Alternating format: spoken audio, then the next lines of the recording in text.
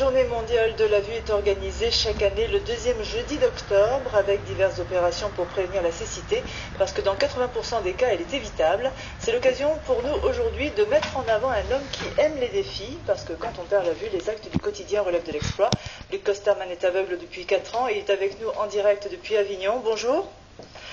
Bonjour. Alors le 11 octobre, au volant d'une Lamborghini, vous allez tenter d'atteindre les 300 km/h et battre ainsi le record qui est actuellement détenu par un Anglais. Oui, tout à fait. Donc grâce à la Défense nationale qui a la générosité de me mettre à disposition la base aérienne de Istres pour que je puisse m'élancer à l'assaut de ce record, et aussi grâce à l'amitié que me fait Manu Damiani de pouvoir me prêter cette Lamborghini de la société GT Drive afin de pouvoir rouler à 300 km/h et ramener ce record du monde en France. On l'envoi des essais que vous avez fait ce week-end sur la base d'Istres. Comment ça va se passer? Vous avez un copilote bien sûr qui est à vos côtés? Voilà, tout à fait. Donc à ma droite, il y a un copilote qui s'appelle Guillaume Roman, qui est vauclusien, qui est quelqu'un qui a fait de la compétition automobile à haut niveau il y a quelques années encore. Et aujourd'hui, il me guide dans mes pas, dans la voiture. Donc il me donne toutes ces informations, droite, gauche, droite, dans l'axe, les différents types de surfaces sur lesquelles nous sommes aussi, et où nous nous trouvons exactement sur la piste, afin de pouvoir nous déplacer sans encombre et d'une façon extrêmement efficace. Alors pour vous qui ne voyez pas bien sûr, mais pour lui aussi, c'est une question de grande confiance réciproque. Alors au départ, il y avait beaucoup d'interrogations, ensuite un respect mutuel. Je lui rends quand même un hommage aujourd'hui à Guillaume parce que ce respect mutuel s'est transformé en confiance et puis aujourd'hui en complicité.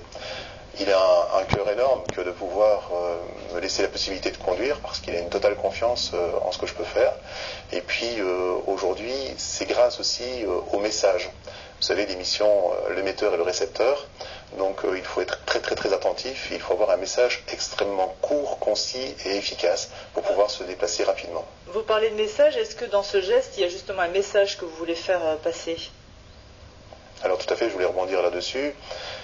Vous savez, aujourd'hui, je pilote un avion, je fais du quad ou je conduis une voiture à grande vitesse. Pour moi, ça paraît assez simple comme ça, de but en blanc, mais il y a d'autres personnes non-voyantes qui, pour elles, au quotidien, c'est extrêmement compliqué. Le fait d'aller à la pharmacie, d'aller à la mairie ou d'aller à la boulangerie, c'est un vrai parcours du combattant. Donc c'est un message d'encouragement aussi que l'on veut faire passer pour encourager ces personnes déficientes visuelles à sortir de chez elles et à pouvoir faire ces quelques pas pour pouvoir rencontrer d'autres personnes et acquérir de l'autonomie, parce que l'autonomie aujourd'hui c'est notre Graal. Voilà, et on vous souhaite bien sûr bonne chance donc pour votre record que vous essayerez de battre le 11 octobre. Merci d'avoir été avec nous dans le 12-13. Je vous rappelle